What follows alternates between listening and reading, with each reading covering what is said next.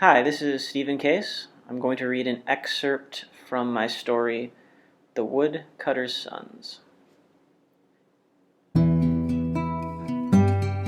He shook his head. My sons. They are twins. They were born not a week past, in the cottage behind me. I would that when the woods spoke, they would speak clearly to them. Her smile faded, but her eyes grew bright. Do you know what you ask? I do. He motioned to where the tops of the trees danced in a wind from the sea. Smoke curled slowly from the cottage chimney. I have heard your whispers my whole life. I hear your voices every day, but I know not what you say. I would that my sons understood. She sighed. It may bring pain. Much does. He waited for perhaps as long as it took to draw 3 breaths, and then she nodded slowly. It has been done, and it will be so. Your sons will hear our words clearly. The man waited again, and when she said nothing further, he moved a pace to the left.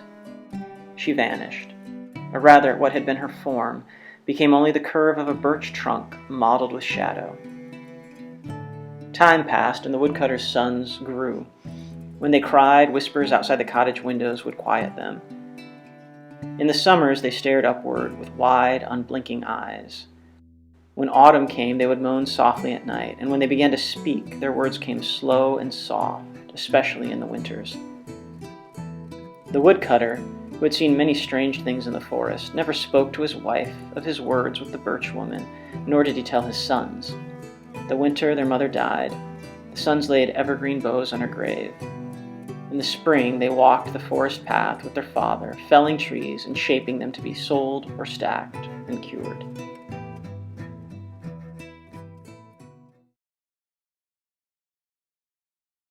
So this is a story about a man who meets basically a forest nymph, and she grants him a wish, and he wishes that his sons would be able to understand the speech of the trees. And then the story goes on to talk about, as the sons grew, what that wish meant for them and what their lives were like. And it's told from the father's perspective, sort of as he watches his sons grow up and then go and find their way in the world and then come back to the forest. I guess this plot was sort of inspired by my own childhood. I grew up in a house that was in the middle of a forest, and I remembered always sort of hearing the wind in the trees and thinking it felt like the trees were speaking, but I could never really understand what they were saying. And so I thought, what would it be like if my kids had the ability to actually sort of understand the voice of the forest? And so that's where the idea came from. And then it sort of progressed just sort of in the style of a fable, a granted wish, and what that entails.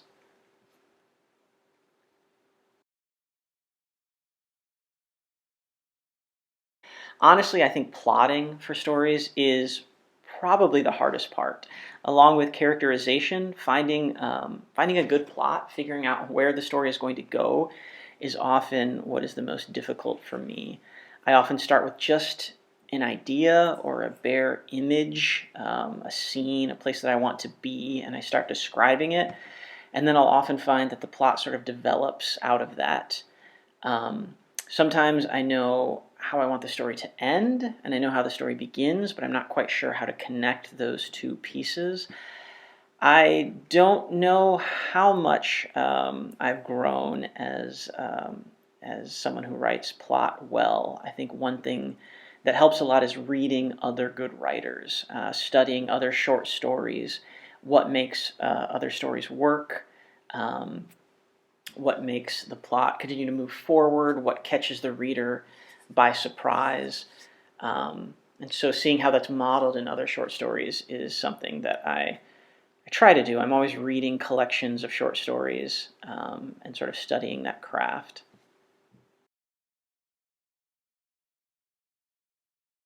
I think the best analogy that I've read about plot, specifically in short stories, was by the author Gene Wolfe, who I really admire, and I think his short stories do a fantastic job um, of sort of working with plot and having all of the different aspects of of that in a fairly short space.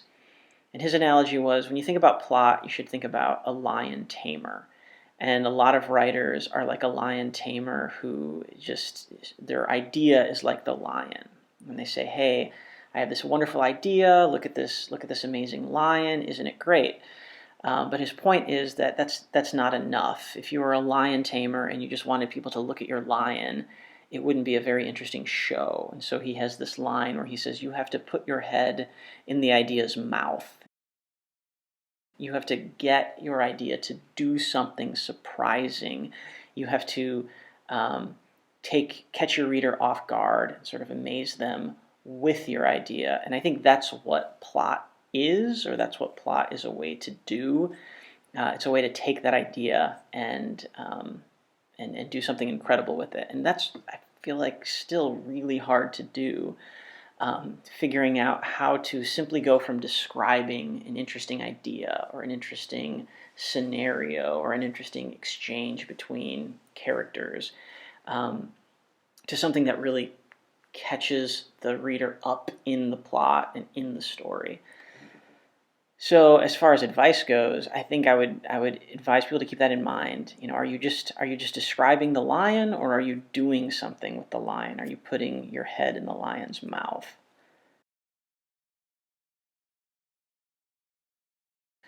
One book that I've read recently that I guess I've been talking about a lot because it's on my mind because I'm in the middle of reading this series is the Rampart trilogy by M.R. Carey.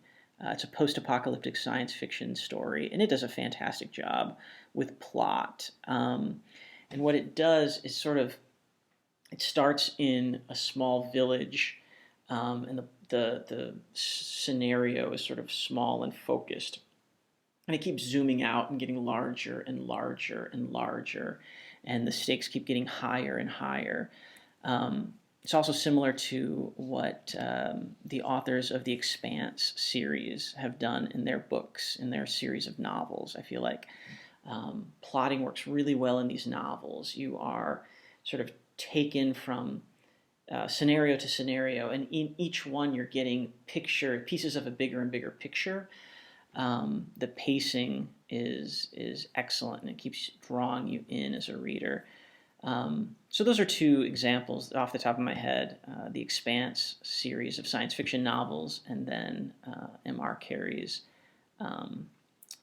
Rampart trilogy, I think, are excellent examples of plot. And then as far as short stories, plot in short stories, the stories of Gene Wolfe, who I mentioned earlier, Ursula Le Guin's short stories, I think, are excellent examples of really finely crafted pieces.